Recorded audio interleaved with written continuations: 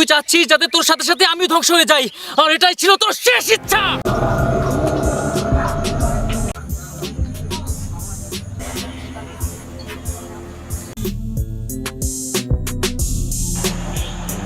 My new target and new mocktail.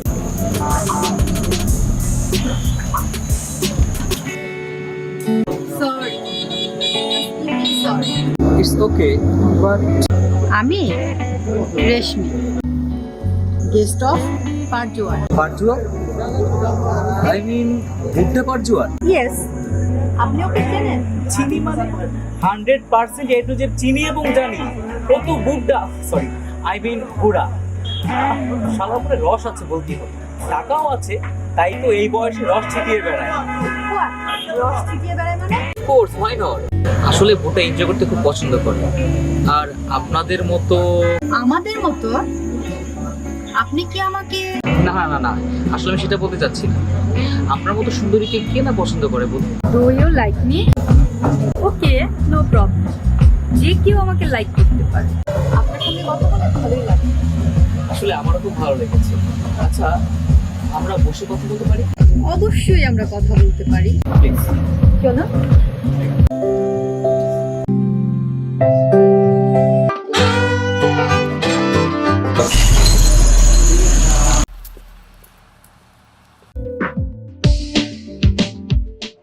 সবাইকে ছেড়ে তোমার সঙ্গে পালিয়ে এসেছি, তোমার সঙ্গে থাকবো না।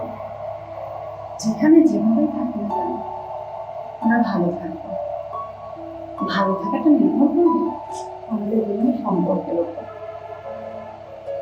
তুমি কি আমাকে? না না, প্রশ্নই আসে না তোমাকে সমাধানটা করার অবিশ্বাস করে।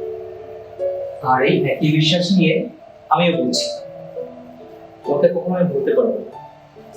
তুমি আর আমি খুব ভালো থাকবো ইনশাআল্লাহ। এই আমার একটু বাইরে যেতে হবে, কেনাকাটা আছে। হ্যাঁ, তুমি কোনো দুশ্চিন্তা করবে না, আমি যাবো আর আসবো, ঠিক আছে? আমার কিন্তু এখন ভয় লাগছে। আরে বাকি আমি এসে পড়বো, তাহলে আমি যাই না? তাড়াতাড়ি এসো। সে কি আর বলতে হয় ম্যাডাম, একটু অপেক্ষা করুন, চলে আসবো।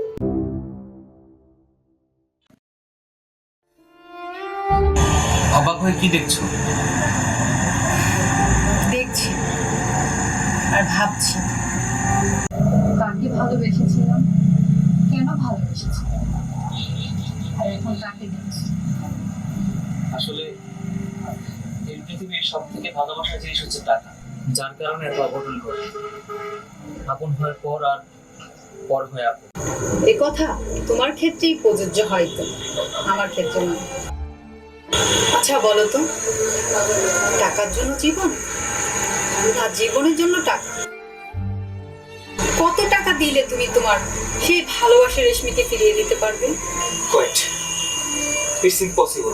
সরি রেশমি, আসলে তোমার কথাটাই ঠিক। সেদিন আমি ভালোবাসার জন্য পাগল ছিলাম না, ছিলাম টাকার পাগল। আজ আমি অনেক টাকা করেছি, কিন্তু ভালোবাসা ছুঁতে পারিনি। তাই তো তোমাকে আমি প্রতিটা সময় মিস করি। থ্যাঙ্কস। আমি আমার কৃতকর্মের জন্য ক্ষমা প্রার্থী। প্লিজ একটা বার আমাকে ক্ষমা করে দাও প্লিজ। আমাকে যেতে হবে। তাহলে আমি কি তোমাকে পাবো না? চাইলেই পেতে পারো, কল দিও। আমি যে কল দাও।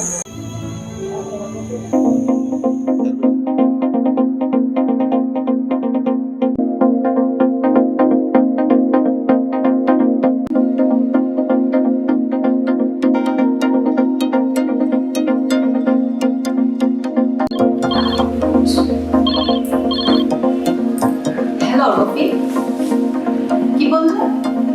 ও, রিপোর্ট হাতে পেয়েছো? আচ্ছা, রিপোর্ট নিয়ে পড়াতে চলে এসো। আচ্ছা।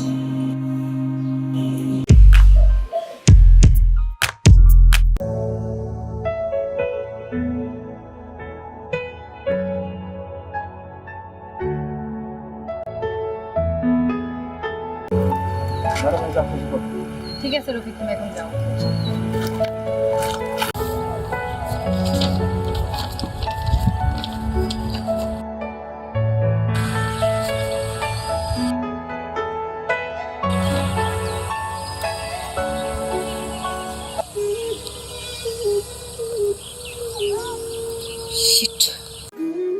ঠিক আছে।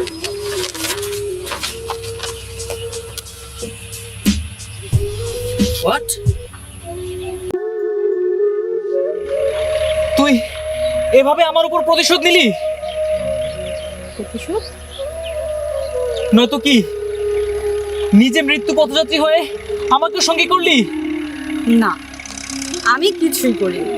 যা কিছু করেছো তোমার ইচ্ছেতেই হয়েছে, আমার ইচ্ছেতে কিছুই হয়নি। তুই সম্পূর্ণ মিথ্যা বলছিস।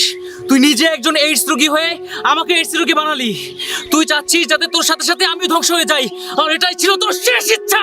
তোমার যা খুশি তুমি বলতে পারো, কিন্তু একটি সত্যি কথা জেনে রাখো, এই রিপোর্টটি পাওয়ার আগ পর্যন্ত আমিও জানতাম না যে আমি এইডস রোগে আক্রান্ত।